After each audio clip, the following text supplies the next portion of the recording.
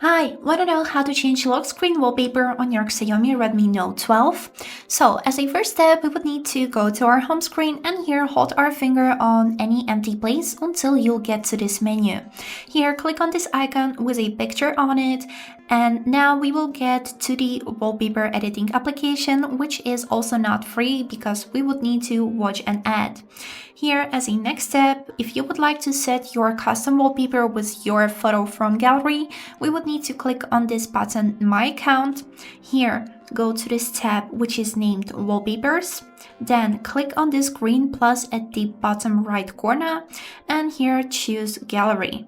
Here you'll be able to see your whole gallery and choose the photo that you would like to set as your wallpaper.